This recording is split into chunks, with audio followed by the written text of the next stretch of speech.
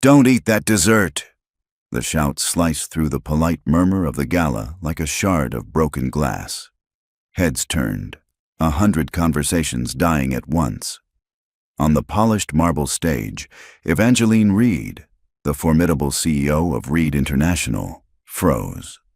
Her silver spoon, holding a perfect sphere of glistening mousse, hovered an inch from her lips. Her eyes, the color of a storm-tossed sea, narrowed, scanning the opulent ballroom until they landed on the source of the disruption. It was a janitor. A man in a plain gray uniform, his face pale and slick with sweat, his eyes wide with a terror that seemed grotesquely out of place amid the champagne and crystal. 2 security guards were already moving, their black suits a blur against the gold leaf walls. "Get him out of here!" Ms. Reed's voice was low, a whip crack of controlled fury that carried farther than his shout. But the janitor, Darian Merrick, fought against the guard's grip, his gaze locked on the dessert. "Please, ma'am, you can't eat that. Just listen to me." His voice was raw, desperate. "It's the glaze. I can smell it." The guards grunted, their professionalism strained as they tried to wrestle him backward without causing a bigger scene. Darian's feet scraped against the floor. "Acacia," he yelled, the word tearing from his throat. "It's made with acacia nut oil." A gasp rippled through the crowd, not in understanding, but in scandalized shock. Adrian Crown, the company's handsome and ever-composed vice president, was instantly at Ms. Reed's side. He placed a calming hand on her arm, his expression a perfect mask of concern and apology. "Evangeline, I am so sorry," he murmured, his voice a low thrum of reassurance. "Security will handle this." The man is clearly unwell. Evangeline Reed didn't look at him. Her entire focus was a laser beam fixed on Darian. The spoon in her hand trembled almost imperceptibly. For a fraction of a second, something other than anger flickered in her eyes. Doubt, perhaps even fear. But it was gone as quickly as it appeared, replaced by a wall of glacial authority.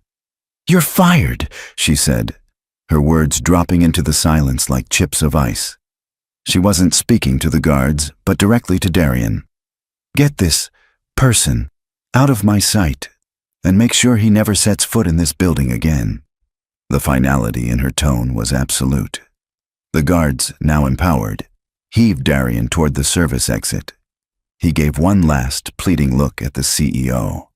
"My wife," he started, his voice cracking, but the heavy doors swung shut, cutting him off. The ballroom's atmosphere, momentarily fractured, began to stitch itself back together. Adrian Crown smoothly signaled the orchestra to resume playing. Waiters began to circulate again. He leaned in and spoke softly to Miss Reed. "A regrettable incident. I'll have a full security review on your desk in the morning. Some people are just unstable." Evangeline Reed set her spoon down, her appetite gone. She stared at the dessert, a beautiful, perfect creation that now seemed monstrous. Unstable, perhaps, but the man's terror had felt real.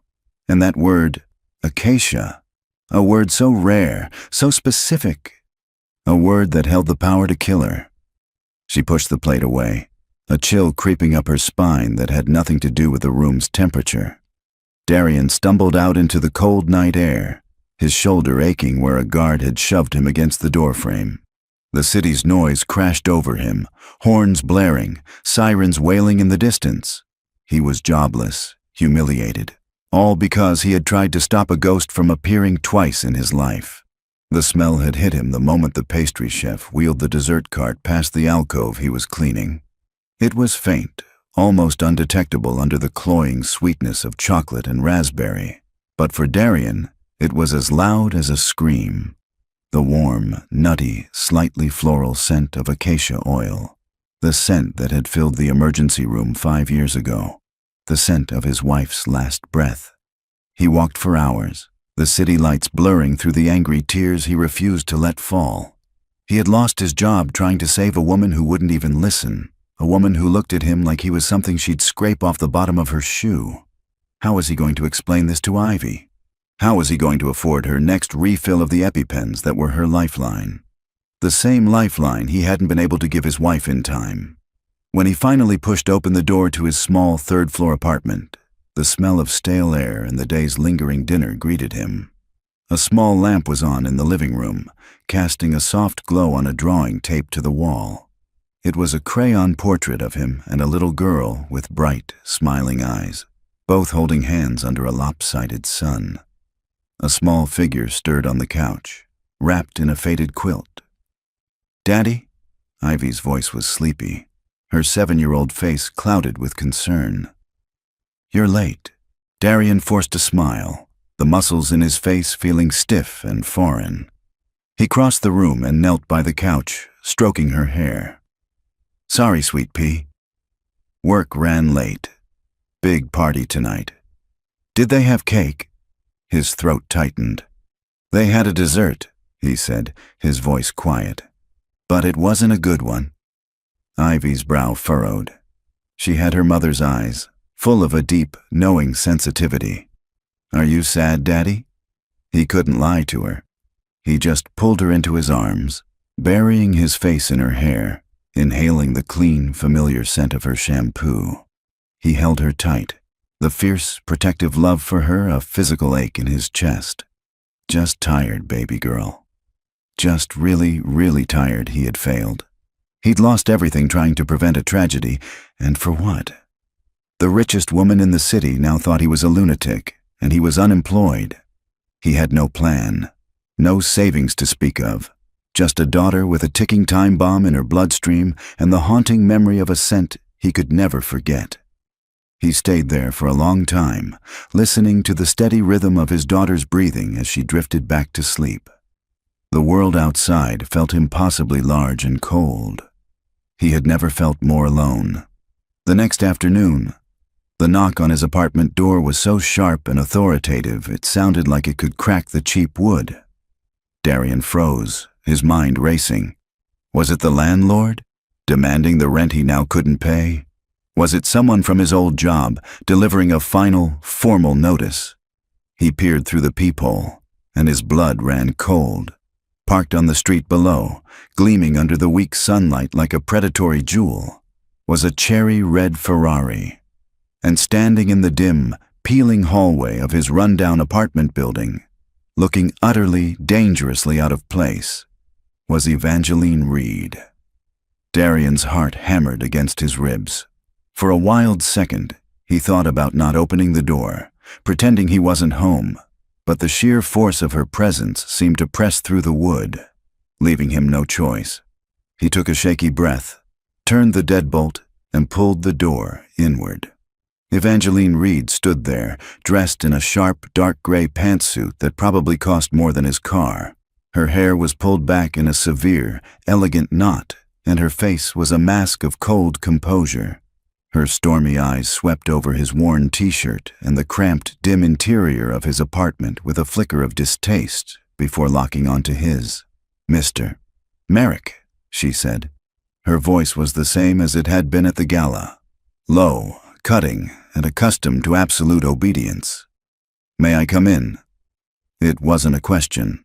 Darian stepped back numbly, and she glided past him into the small living room. The scent of her expensive perfume, a clean, sharp fragrance like winter air, filled the space, completely overwhelming the familiar smell of his home. She didn't sit. She stood in the center of the worn rug, her posture rigid, turning slowly to survey the room, the crayon drawing on the wall, the pile of Ivy's picture books on the coffee table, the faded quilt still crumpled on the couch. "How did you know?" she asked, her back now to him. Darian's throat was dry. "How did I know what?" She turned, her eyes pinning him to the spot. "Don't play games with me. I don't have the time or the patience for them. You shouted a word in that ballroom last night. Acacia, a word that is not in the general vocabulary, a word that is, in fact, the primary component of an allergy so rare it affects less than 0.01% of the population. An allergy that is my most closely guarded secret. So I will ask you one more time. How did you know?" Her intensity was suffocating. He saw the suspicion in her eyes, the cold calculation. She thought he was part of a plot, a threat to be neutralized. His own fear was quickly being replaced by a surge of old, familiar grief. "It was the smell," he said, his voice raspy. "The smell," she repeated flatly, her expression unchanging. "You smelled a single ingredient in a complex dessert from 50 feet away in a room filled with perfume and food? You never forget a smell like that," Darian shot back, a raw edge to his voice. "Not when it's the last thing you remember before your world ends." He saw a flicker of something in her gaze. Not sympathy, but a sharp, analytical curiosity. He pushed past her and went to the small, cluttered shelf beside the TV. He picked up a framed photo and held it out to her. It was a picture of a smiling young woman with bright, kind eyes, her arms slung around a younger, happier version of himself. "My wife, Elena," he said, his voice thick. "5 years ago, we went to a little cafe for our anniversary. They had a new pastry chef. He wanted to be exotic, use rare ingredients. He used acacia nut oil in the frosting of her cupcake." Darian's hand trembled. "She went into anaphylactic shock before we even got the check. She was gone by the time the paramedics arrived." He took a breath, the air burning his lungs. "Her allergy was passed down to our daughter, Ivy. So, yes, Miss Reed, I smelled it.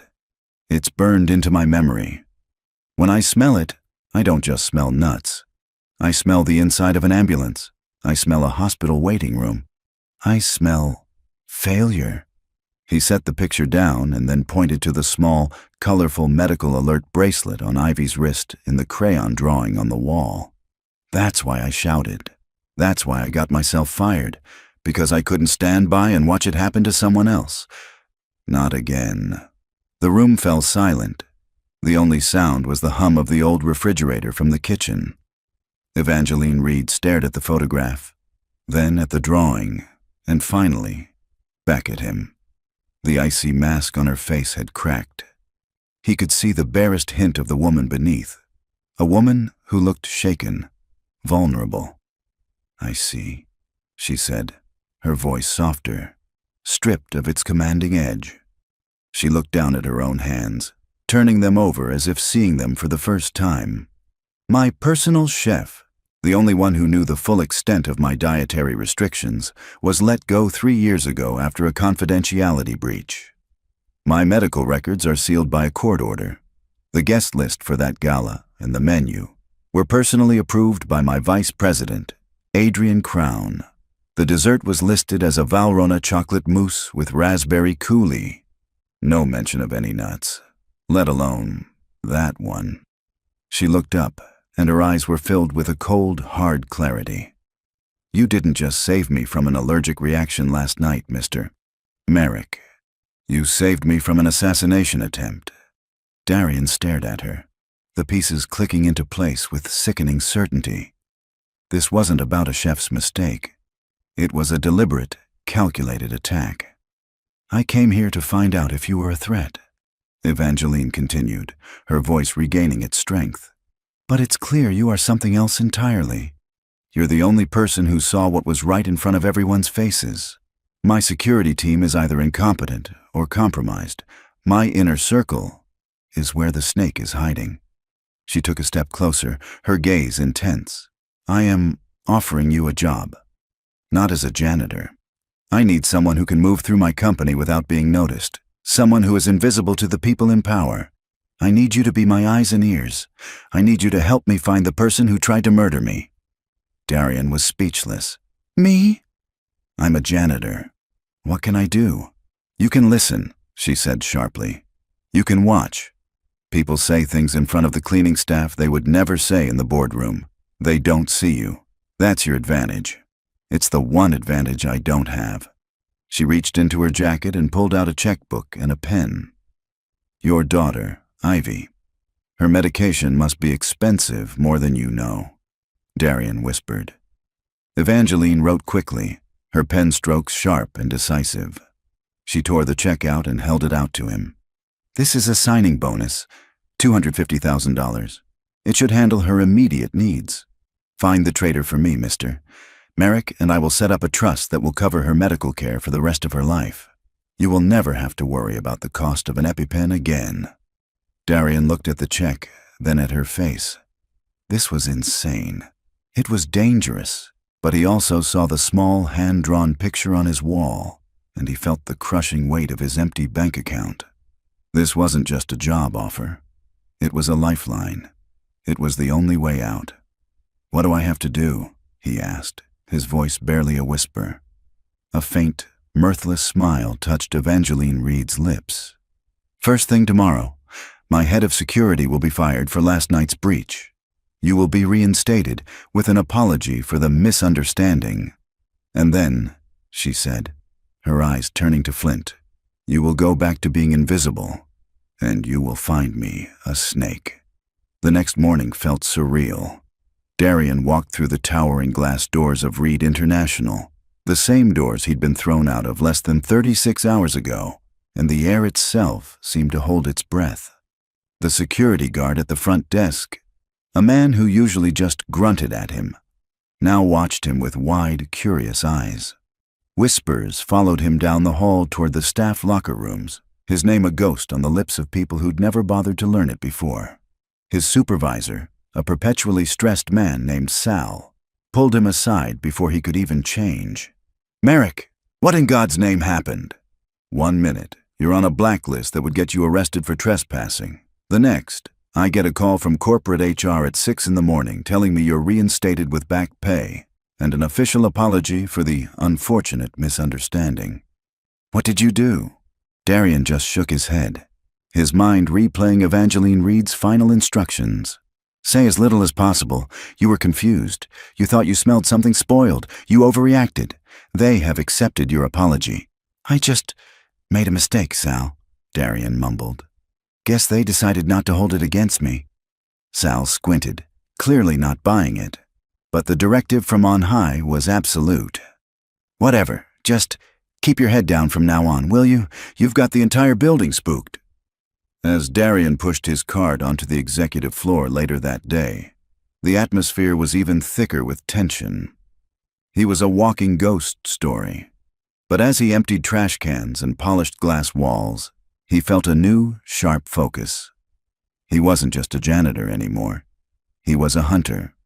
Just as Miss Reed had predicted, the head of security had been summarily fired. The official memo cited a severe lapse in event protocol. The new head of security was a grim-faced woman who looked like she'd been carved from granite. The message was clear. There were no more second chances. Around noon, a junior executive intercepted him by the elevators. "Mr. Merrick? Mr. Crown would like a word with you." Darian's stomach clenched. He followed the executive to the vice president's office, a corner suite with a view that stretched to the horizon. Adrian Crown was standing by the window, looking out at the city he seemed to believe he owned. He turned as Darian entered, a polished, sympathetic smile on his face. It didn't reach his eyes. His eyes were like a reptile's, cold, ancient, and unnervingly still.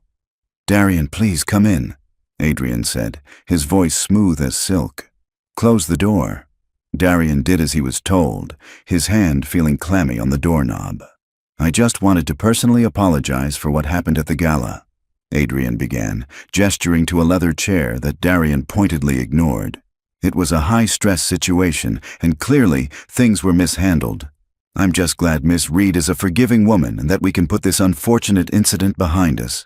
He paused, studying Darian's face. "I have to admit, I'm curious. You seemed so certain. What was it you thought you smelled?" Darian recited the lie Evangeline had prepared for him. "I don't know, sir. The kitchen. Sometimes things get left out. I thought maybe some cream in the dessert had turned. I have a daughter with a weak stomach, and I guess I panicked. I was out of line." Adrian's smile widened, but it still held no warmth. A father's instinct. Commendable, in its own way. "Well, we are all relieved that everything is back to normal. You may go." Darian nodded and turned to leave, his heart pounding. He felt Adrian's eyes on his back the entire way. It wasn't the gaze of a man who believed his story. It was the gaze of a predator sizing up an unexpected anomaly in its territory. That night, Darian's cleaning route took him back to Adrian Crown's office. The building was quiet, the sky outside a deep, starless black.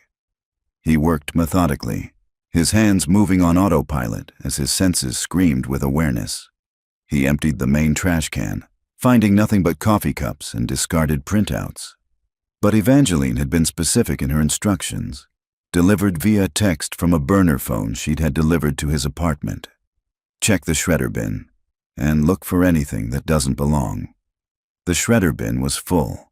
Under company policy, he was supposed to just tie off the bag and send it down for incineration. Tonight, he untied it. He laid the clear bag on the floor, the beam of his small flashlight playing over the confetti of paper. It was hopeless. Then he saw it. Near the bottom of the bag, something that wasn't paper. A tiny, dark glass vial, no bigger than his pinky finger. It was empty, but when he carefully worked it out of the bag and unscrewed the cap, a ghost of a scent hit him. It was faint, almost completely gone, but it was there. Warm, nutty, floral. Acacia.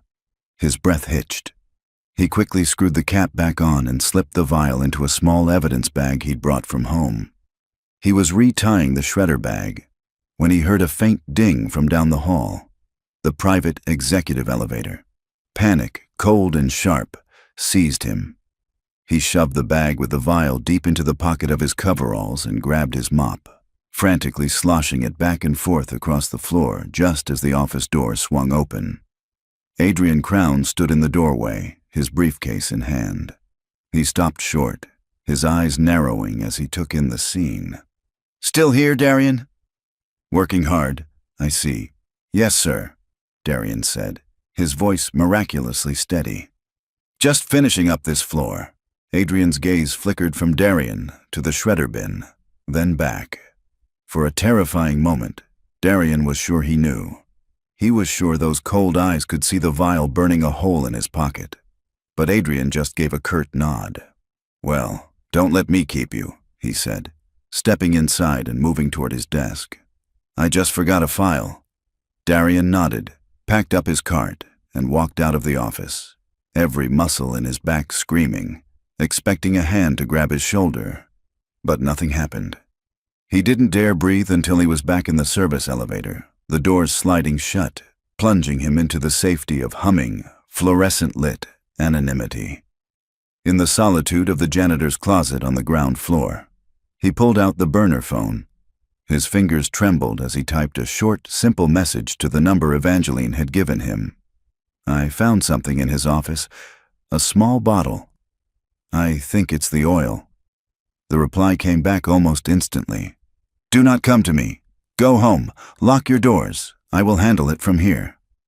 A second message followed. "You're no longer invisible, Darian. Be careful." The drive home was a blur of traffic lights and street lamps smearing across his vision. Evangeline's warning echoed in his head, a cold counterpoint to the pounding of his own heart. "You're no longer invisible."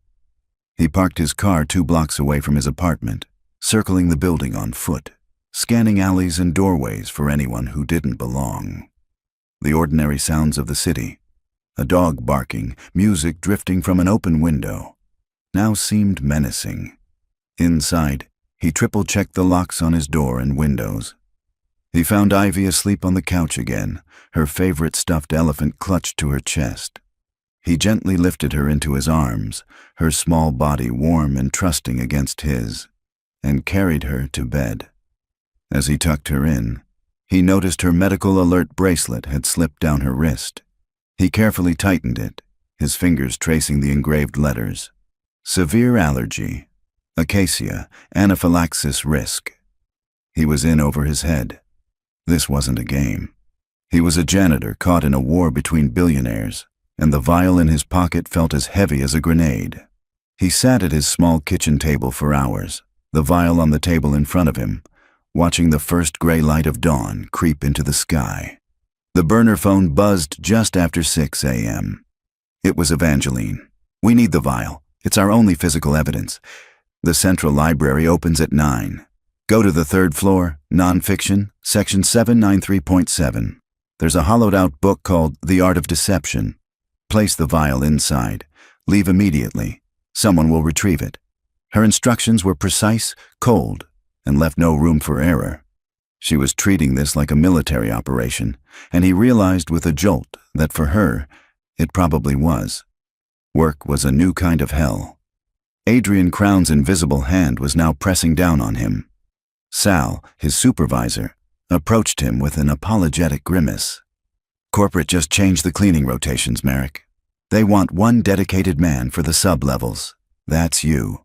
Boiler room, electrical, server maintenance floors, and the executive garage. It's dirty work, but the order came straight from the VP's office." Darian understood immediately. Adrian was isolating him, pushing him down into the guts of the building where there were fewer eyes, where he was out of the way.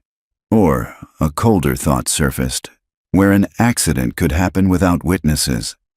He spent the next few hours in the sweltering heat of the boiler room, the roar of the machinery a deafening wall of sound.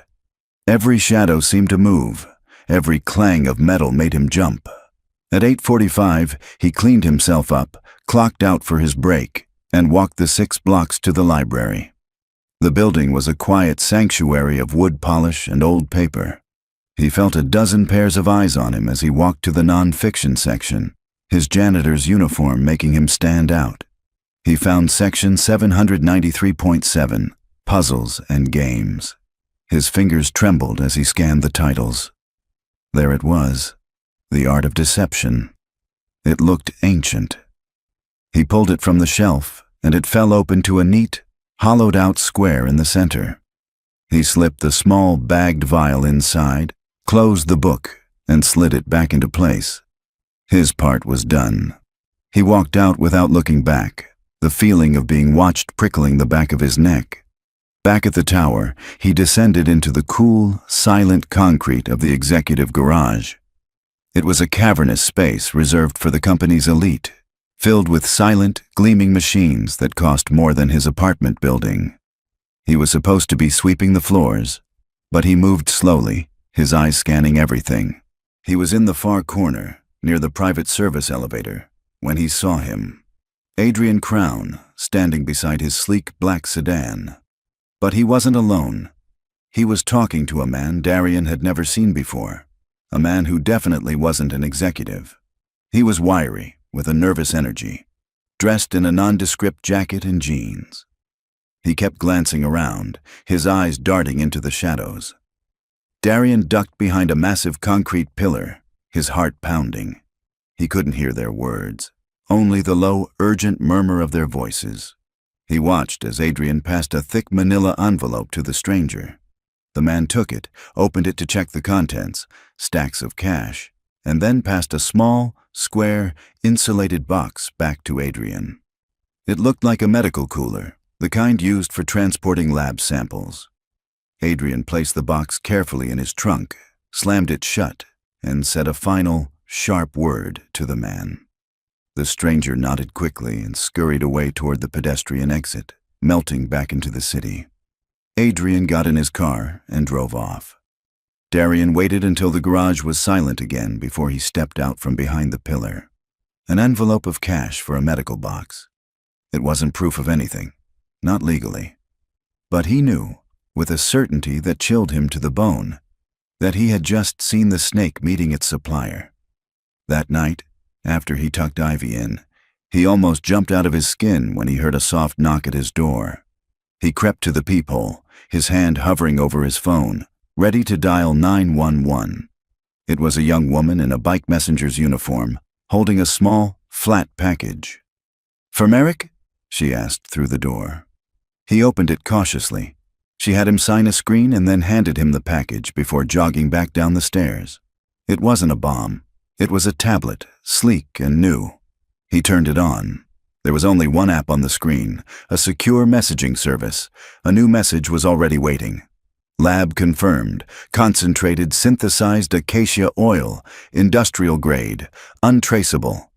The vial contained enough to cause a fatal reaction in under a minute. This was not a warning. It was a kill shot. Darian sank onto his couch, the tablet feeling impossibly heavy in his hands. A second message appeared. You were right to be suspicious of the garage. I had a theory. The man he met is a disgraced biochemist named Dr. Alpert. He specializes in synthesizing organic compounds off-market. The box you saw was likely a second dose. He's going to try again. We need to know when and how. Darian's mind raced. Adrian wouldn't try the same trick twice. The next attempt would be different, more direct. He typed a reply, his fingers stiff. What do I do? Evangeline's answer was immediate and terrifying. You get closer to him.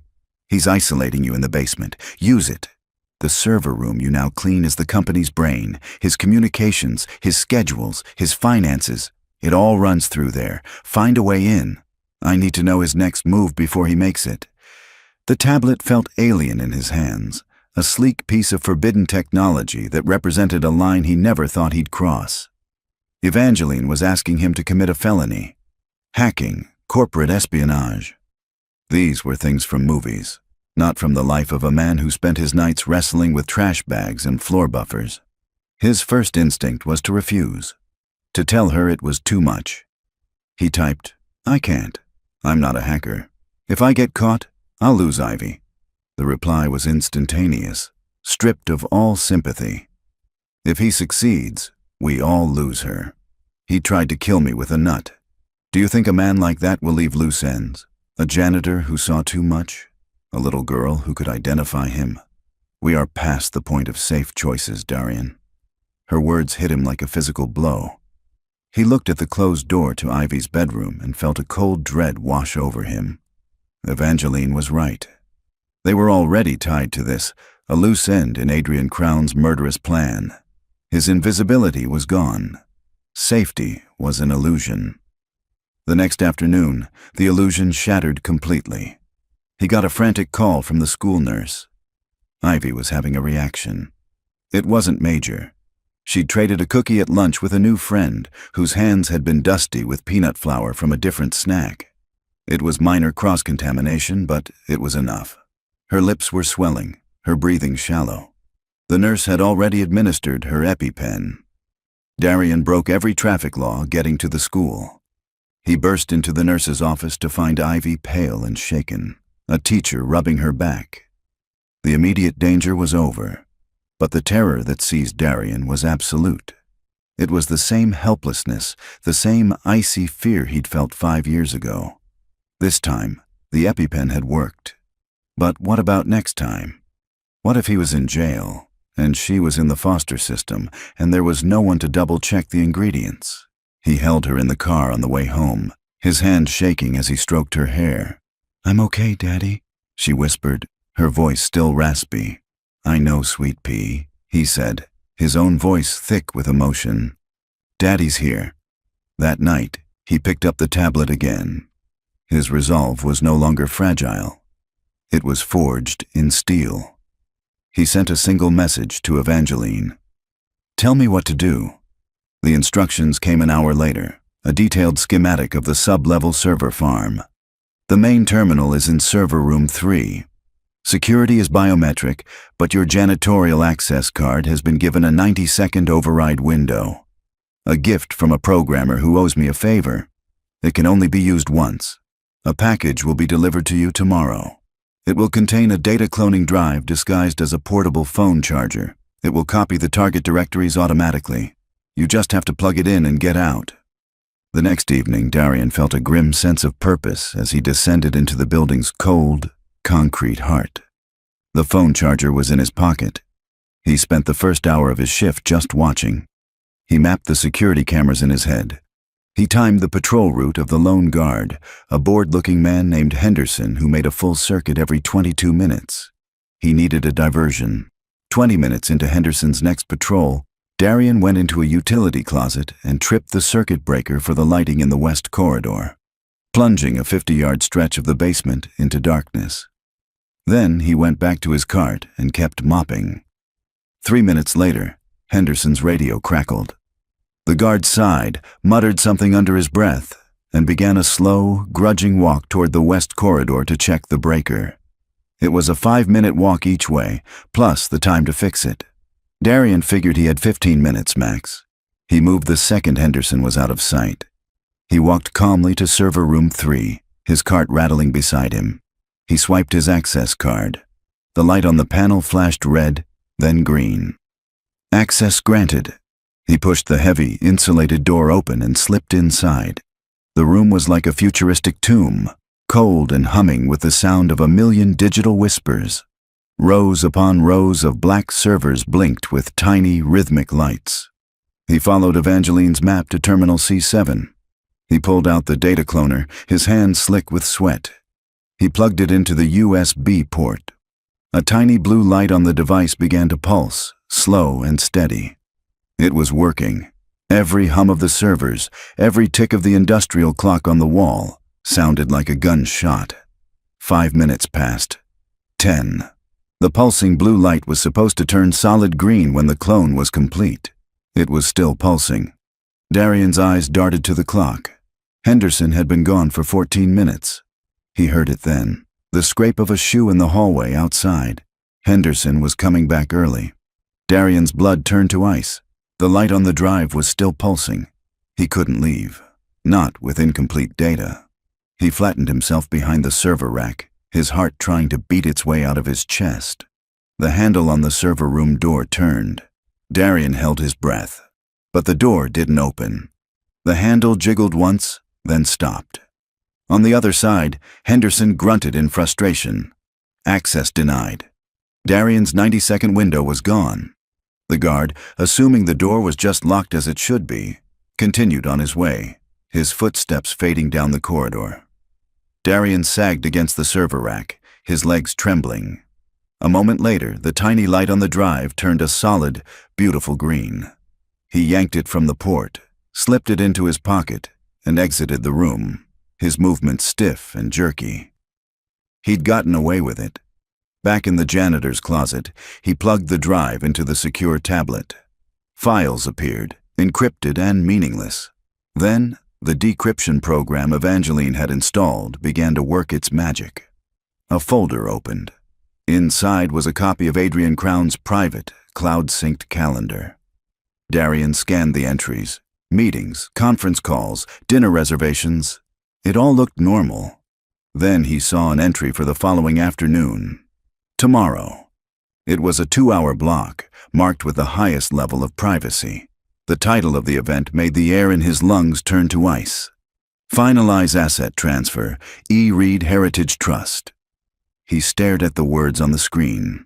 A cold, legal phrase that felt more violent than any weapon. Finalize asset transfer. It wasn't just a murder plot anymore. It was a complete erasure. Adrian wasn't just planning to kill Evangeline Reed.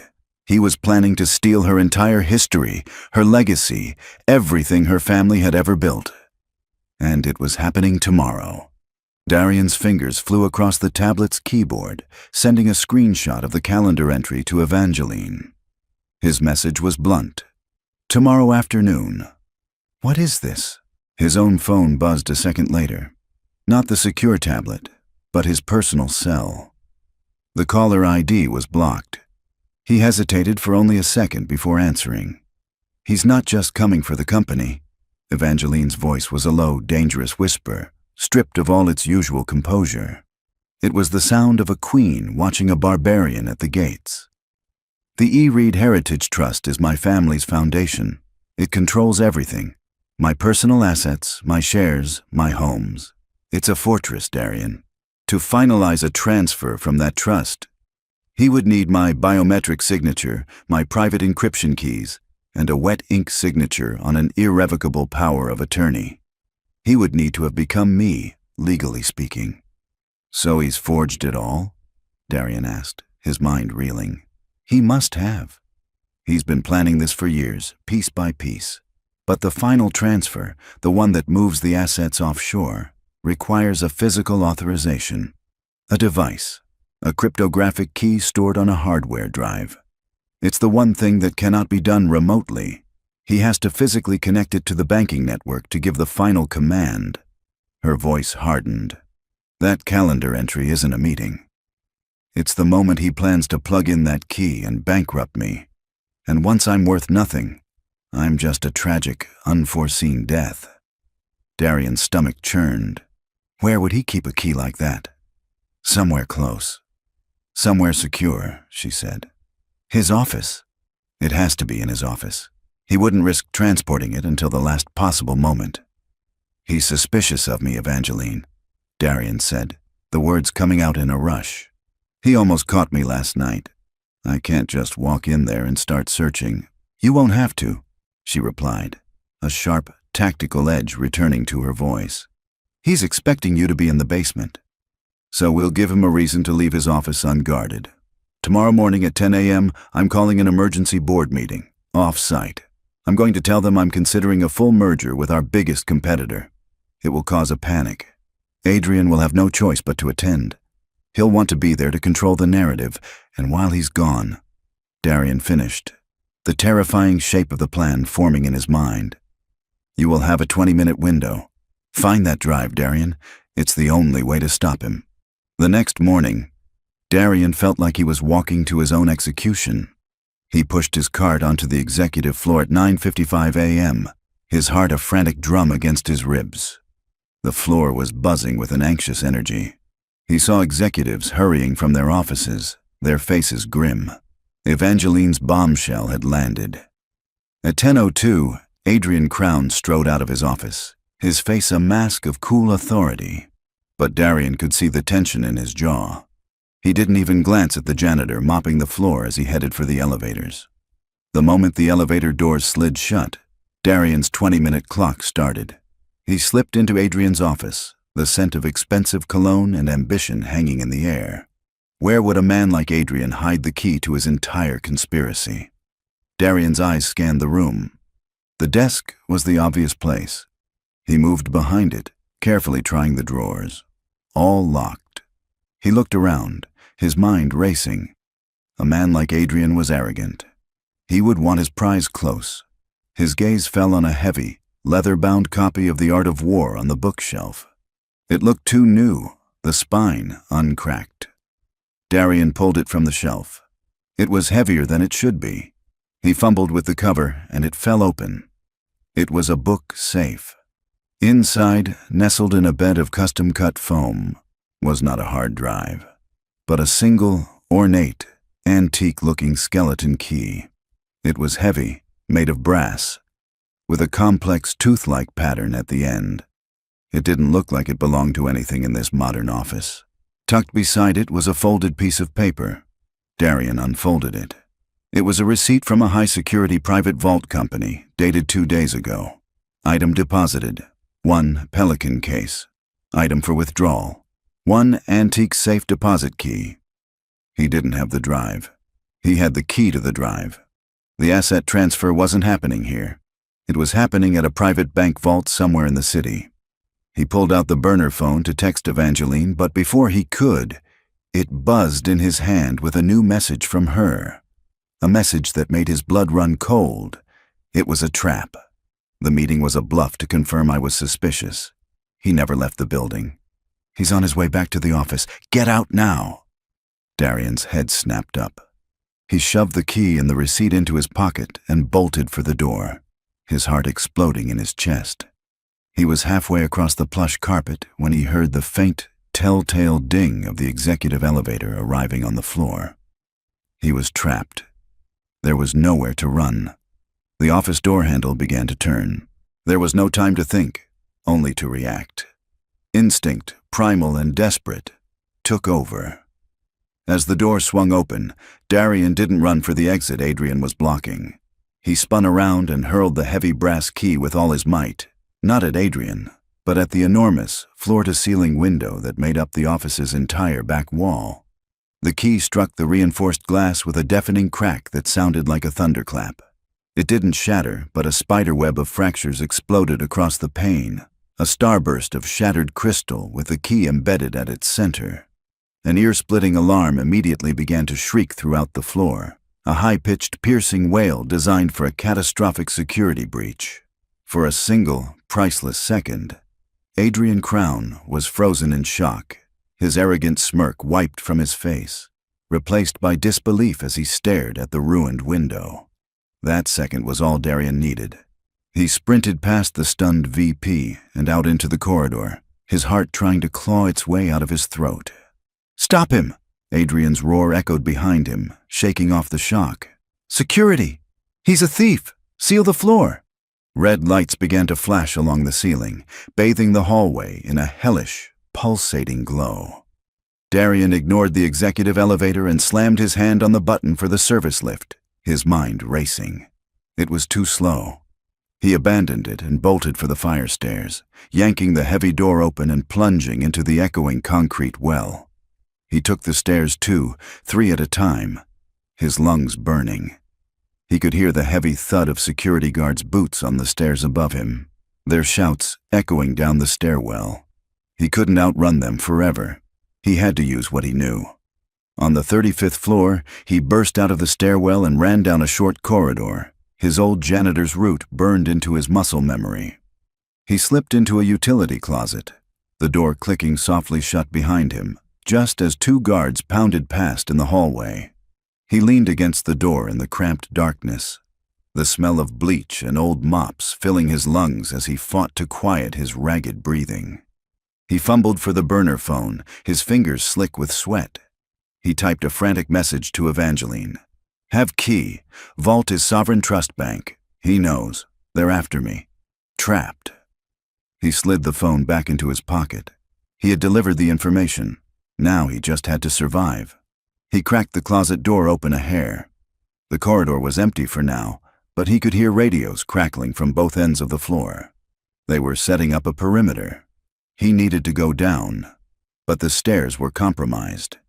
He scanned the closet, shelves of cleaning supplies, a deep sink, and in the corner, a small, square metal door marked with a faded lightning bolt symbol. The dumbwaiter. It wasn't for people. It was an old, pulley-operated lift used to send documents and supplies between floors before the building was modernized. It was small, dusty, and probably hadn't been used in a decade. It was his only chance. He pried the door open with a grunt. The shaft was dark and smelled of dust and grease. He could hear the cables groaning softly in the darkness. He squeezed himself into the cramped box, pulling the door shut, and blindly fumbled for the down button. For a heart-stopping moment, nothing happened. Then, with a lurch and a deafening screech of metal on metal, the dumbwaiter began its slow, noisy descent. It was a claustrophobic nightmare, the box swaying and groaning with every foot it dropped. He passed floors, seeing the floor numbers through the small, grimy glass window on the door. 34, 33. He was a sitting duck. If they figured this out, they could stop the lift and have him trapped between floors.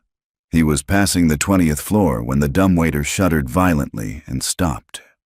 The lights flickered and died, plunging him into absolute blackness.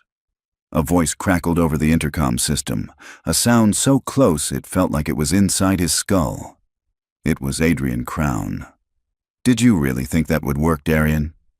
Adrian's voice was calm, conversational, but dripping with venomous amusement. "This is my building. My security system. I know every wire, every circuit. I just cut the power to your little toy. You're in a metal box, hanging 20 stories above the ground. There's nowhere to run." Panic, cold and absolute, threatened to swallow him. He was trapped. "Here's what's going to happen," Adrian continued, his voice echoing in the shaft. "My men are going to be waiting for you on the ground floor. You're going to give them the key. Then you're going to be arrested for corporate espionage, theft, and vandalism. You'll be buried so deep in the legal system, your daughter will be grown before you ever see the sun again. Or you can make it easier on yourself. Just open the door and drop the key down the shaft. I'll get it, and I'll be more lenient. Perhaps they'll only think you're a common thief." Darian's mind raced. He was dangling in the dark, a pawn in a game he couldn't win, but he still had the key.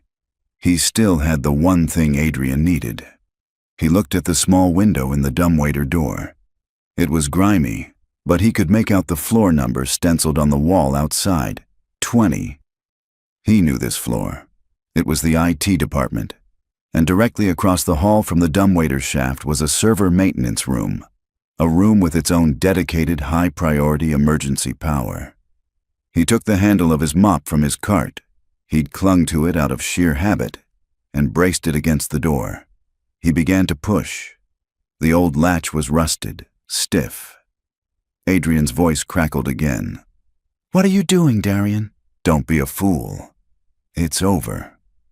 With a final, desperate heave, Darian put all his weight into the handle. The latch groaned, then snapped with a loud crack. The door swung open into the darkness of the 20th floor hallway. He was out of the box. "Security to floor 20. Adrian's voice on the intercom was no longer amused. It was pure, cold fury. "He's out. Get him." Now Darian scrambled out and ran. He could hear the ding of the main elevators down the hall. They were coming. He didn't have much time. He fumbled in his pocket, not for the key, but for the receipt from the vault. It was his only other piece of leverage. It was his only other hope. The 20th floor hallway was a long, sterile tunnel of flashing red lights. Darian could hear the heavy boot falls of security guards echoing from the east stairwell, and the chime of the main elevator arriving at the west end. They were closing in, a pincer movement with him in the middle. He ran. His only goal was the server maintenance room he'd spotted earlier. He slammed the door shut behind him, his back hitting the cool metal. He was in a small, cramped room, a chaotic jungle of bundled Ethernet cables, humming power supplies, and racks of spare hardware. There was no other exit. It was a dead end. His mind was a maelstrom of fear. He had the key. He had the receipt. But the information was useless if they caught him. They'd take both items, beat the truth out of him, and the plan would proceed. Adrian would win. Ivy would lose her father. His eyes darted around the room, searching for an answer, a miracle. And then he saw it, half hidden behind a rack of obsolete monitors. It was a relic from another era, a brass-rimmed terminal for a pneumatic tube system, a network of pressurized pipes the company had used decades ago to send physical mail and memos throughout the tower. Most of the system had been decommissioned, but this one, in the IT nerve center, still had a faint green power light glowing on its panel. Did it even work? He didn't have time to second guess. He pulled the key and the vault receipt from his pocket. He needed to send it somewhere Adrian wouldn't think to look. A place that was secure, but accessible to only one person. His mind flashed back to a detail he'd noticed on the building directory during his first week of cleaning. Floor 3, Suite 301, the Reed Founders Archive. Evangeline's father's old office, now a corporate museum piece she kept for sentimental reasons. He found an empty canister in the rack, stuffed the key and the receipt inside, and jammed it into the tube. He punched in the destination code for the archive, 301, and slammed his palm on the big red send button. For a sickening moment, nothing happened.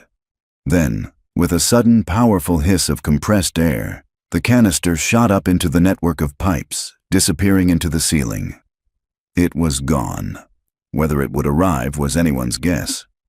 The door to the maintenance room burst open with a deafening crash. 2 massive security guards filled the doorway, followed by Adrian Crown. His tailored suit was immaculate, but his face was a mask of pure rage. His cold eyes scanned Darian, then the empty room. "Where is it?" Adrian's voice was dangerously quiet. Darian stood his ground, his breathing heavy. He raised his empty hands. "It's gone." Adrian took a slow step forward, his knuckles white. "The key." "Where is it, Darian?" "Somewhere you'll never get it," Darian said, the defiant words tasting like blood and adrenaline. The corporate mask shattered. "You think this is a game?" Adrian snarled. He nodded to the guards. "Take him."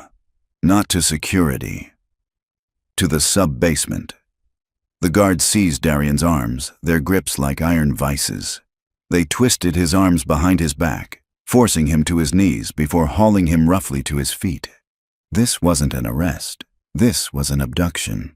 Meanwhile, miles away in a darkened town car, Evangeline Reed watched the chaos unfold on a multi-screen display connected to her private network. She saw Darian get cornered on the 20th floor. She saw him disappear into the maintenance room. She saw Adrian and his men follow. She gripped the leather seat, her knuckles white, feeling utterly powerless. Darian was about to be taken, and her one piece of evidence was about to be lost forever. Then, a small, unexpected notification popped up in the corner of her screen. It was an alert from a system so old, she had forgotten it even existed. Pneumatic delivery system. Canister received at Station 301. Reed Founder's archive. Hope, fierce and blinding, surged through her. He had done it. He had gotten the evidence out. She grabbed the secure phone. "Get me to the tower. Use the South Service entrance and get me the Attorney General on the line. Tell him it's happening." Darian barely registered the journey. He was dragged through service corridors, down a grimy freight elevator that smelled of oil and decay, into the deepest, darkest part of the building. The sub-basement was a damp, concrete cavern of pipes and machinery. They threw him into a small, windowless storage cage and slammed the barred door shut. Adrian stood on the other side of the bars, his face illuminated by a single, bare bulb overhead. He looked down at Darian, who was slumped on the floor, his shoulders screaming in pain. "I have an appointment at 2 o'clock, Darian," Adrian said softly. "It's a very important appointment, and I will not miss it. So you are going to tell me where you sent that key?" Darian just glared at him, silent. Adrian sighed, a theatrical sound of disappointment. "I was hoping you'd be reasonable. I see now that I'll have to provide you with some motivation." He pulled out his personal phone and tapped the screen. He turned it so Darian could see. It was a live video feed, a playground. Darian's blood ran cold. It was Ivy's school. The camera zoomed in on a group of children playing near the swings. He saw Ivy, her bright pink coat a splash of color, her laughter silent on the screen. "A beautiful girl," Adrian murmured, "so full of life." He swiped his finger, and the video feed changed. It was now from a different camera, showing a sleek black car parked across the street from the school. A man in a dark suit was leaning against it, his arms crossed, his gaze fixed on the playground. His gaze was fixed on Ivy. "The man in the car's a professional," Adrian said, his voice a venomous whisper. "He's very good at his job. He's currently on the phone with me, awaiting my instructions. So, you see, the key is no longer just about my future. It's about your daughter's." Darian stared at the screen, at his smiling, oblivious daughter, and the predator watching her from across the street. The fight went out of him, replaced by a terror so profound, it was paralyzing. "Now," Adrian said, his voice silky smooth, "let's try this again. Where did you send the key?" The image on the phone screen stole the air from Darian's lungs. Ivy, laughing, pushing a swing higher and higher, completely unaware of the shadow looming over her life. The man in the black car was a monster in waiting, and Adrian Crown held his leash. Everything else fell away. The pain in his shoulder, the cold concrete floor, the plan to stop a billionaire. All that existed was that image. The archive," Darian choked out, the words feeling like sandpaper in his throat. "The Founder's archive. 3rd floor. I sent it there." Adrian's lips curved into a triumphant, cruel smile. "See? Was that so difficult?" He glanced at his watch. It was almost 1 p.m. "You've wasted a lot of my time, Darian." He spoke into his phone. "Stand by, but stay put. The girl stays in sight until I have the package in my hand." He hung up and looked back at Darian, his eyes glittering. "Let's go. And Darian, you're coming with me, just to ensure a smooth transaction." The two guards hauled Darian to his feet. They left the sub-basement, taking the service elevator back up into the civilized world. To Darian, it felt like a death march. He had failed. He had given up the only piece of leverage they had, and Ivy was still a pawn in Adrian's game. At the same moment, Evangeline Reed swept through the south service entrance of the tower, flanked by two plainclothes officers from the Attorney General's office. Her face was a mask of cold fury. "He has the janitor in the sub-basement," she said into her phone, relaying information from her security contact. "And he's threatening the man's daughter. He knows where the key is. We have to assume he's on his way to retrieve it now. The archive is on the 3rd floor. Go now, quietly. I'll meet you there." She moved with a speed and purpose that belied her elegant suit, taking a different, more direct elevator. She knew the building's secrets better than anyone, including Adrian. She arrived on the 3rd floor a full 2 minutes before anyone else, her heels silent on the plush carpet. The Founder's Archive was just as she remembered it. Dark wood, leather-bound books, and a faint smell of her father's cigar smoke that never seemed to fade. She went straight to the pneumatic tube station in the corner. There, in the receiving bin, was the canister. Her hands trembled as she opened it. The antique brass key felt heavy, cold. The vault receipt was tucked beside it. She had it. She had the proof. She turned, ready to leave, and froze. Through the thick glass of the office door, she saw the elevator ding. The door slid open, revealing Adrian Crown. And beside him, held between two hulking guards, was Darian, his face bruised and pale with terror. Adrian saw her through the glass. His triumphant smile faltered for a second, replaced by a flash of pure rage, but he recovered instantly. He gestured for the guards to open the door. "Evangeline," he said, his voice dripping with false cordiality as he stepped into the room. "How wonderful of you to join us. You've saved me a trip. Now be a good girl and hand that over." She held the key up, her grip tight. "It's over, Adrian.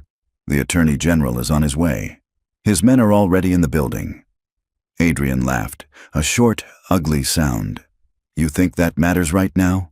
He nodded toward Darian. "This man has a daughter. A lovely little girl named Ivy. She's at school, playing on the swings. And I have a man with a car parked across the street, waiting for my call. So you can hand me the key, and we can all walk away from this, or you can watch a true tragedy unfold on your evening news."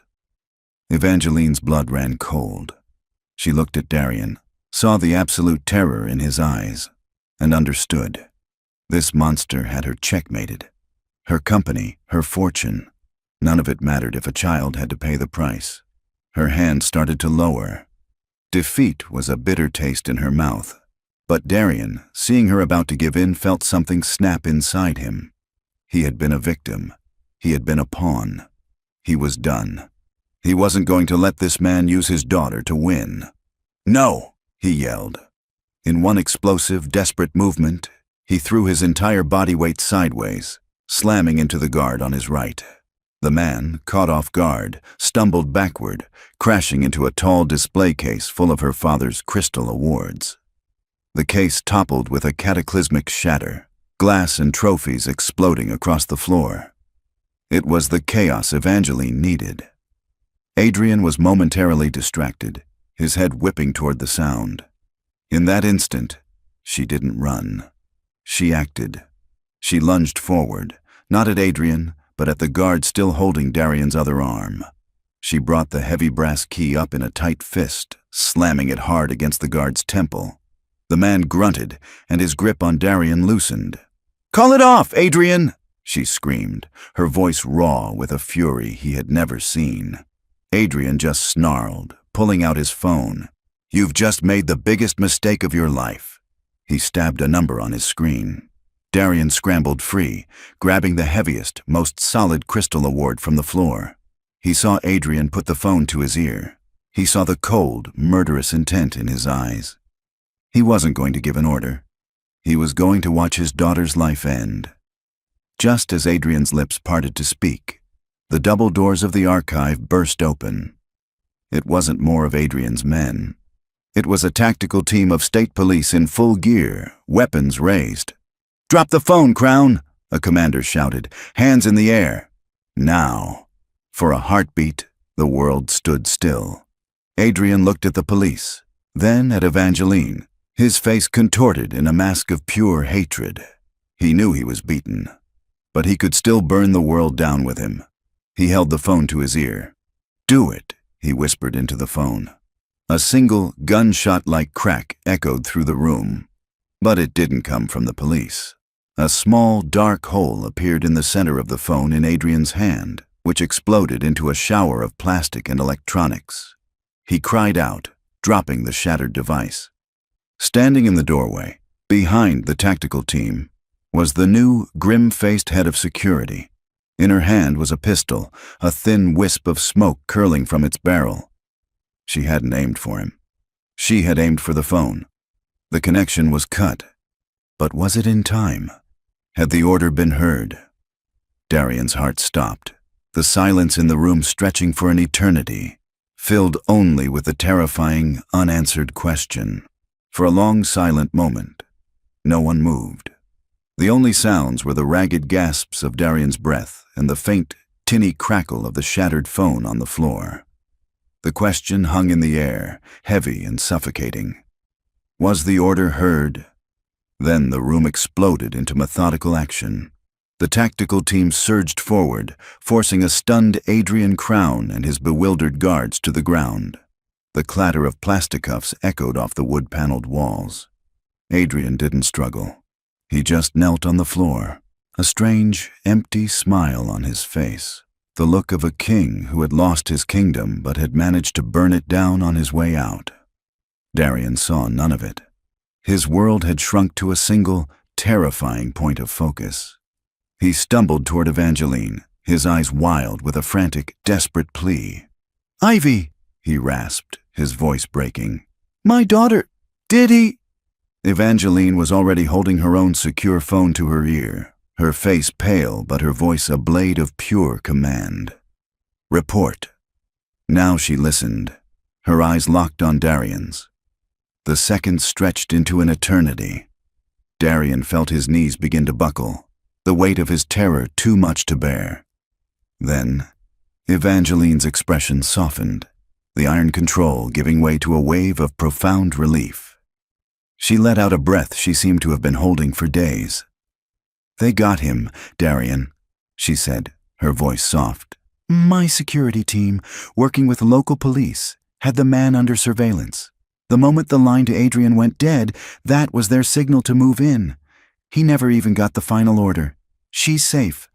Ivy is safe." The words washed over him, and the strength that had held him together through the chase, the threats, and the fear, finally dissolved. His legs gave out, and he would have collapsed if not for the two plainclothes officers who caught him, easing him into a chair. He dropped his head into his hands, and a shuddering sob tore through him, a sound of grief, of terror, and of overwhelming, bone-deep relief. He had not failed her. 2 weeks later, the world was a different place. The name Adrian Crown was infamous, the subject of headlines detailing a shocking conspiracy of attempted murder and staggering financial fraud. The evidence against him was irrefutable. The cryptographic key, the vault receipt, and the labyrinth of forged documents and offshore accounts that Darian's initial discovery had helped unravel. Reed International, though shaken, was secure under Evangeline's steady hand. For Darian, life had become quiet. He'd been placed on indefinite, paid administrative leave, a ghost in the corporate system. He spent his days with Ivy, taking her to the park, reading her stories, never letting her stray too far from his side. The fear had subsided, but it had left a permanent echo. One crisp autumn afternoon, he heard a familiar, low rumble outside his apartment building. He looked out the window and saw it, the cherry-red Ferrari, parked in the exact same spot as before. But this time, he felt no fear. He met Evangeline in the hallway. She was dressed more casually, in a simple sweater and slacks.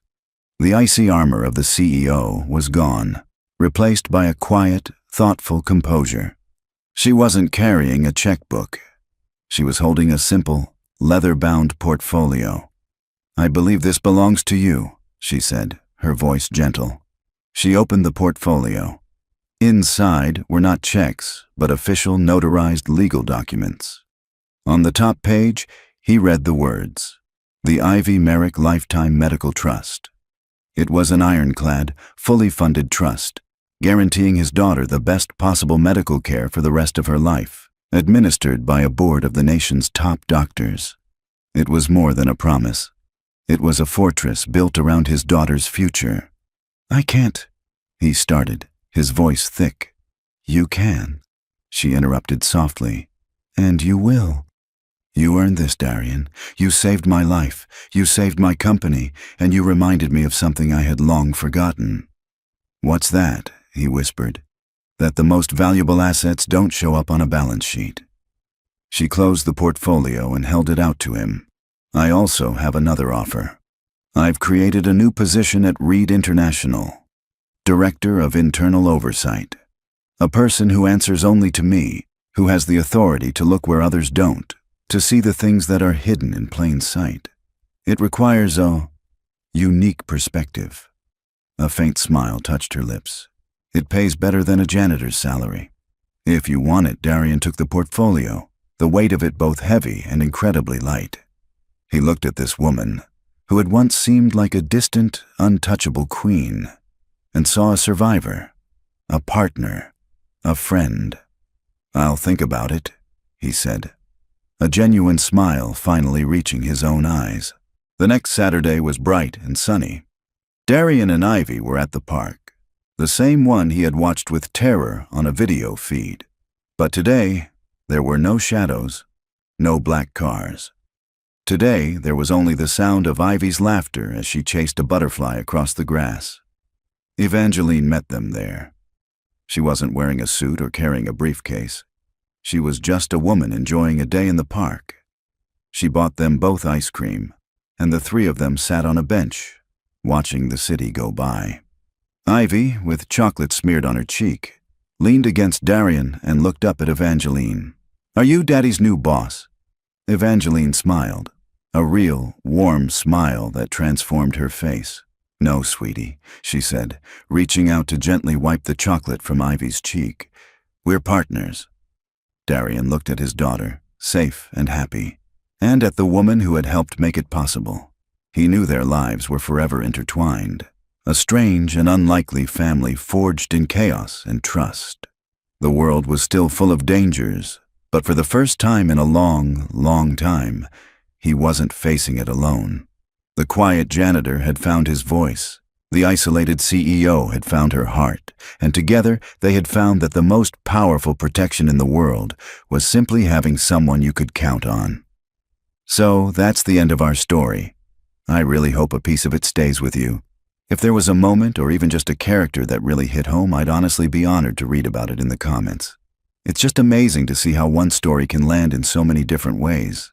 Look, if you believe stories like this are a kind of light we need in the world, your support means everything. When you like and subscribe, you're doing more than just helping a channel grow. You're really casting a vote for stories that aren't afraid to look at what makes us human. And you're helping that light find someone who might be in the dark. Thank you for lending me your time. It means a lot. Until the next chapter, take care of yourselves and each other.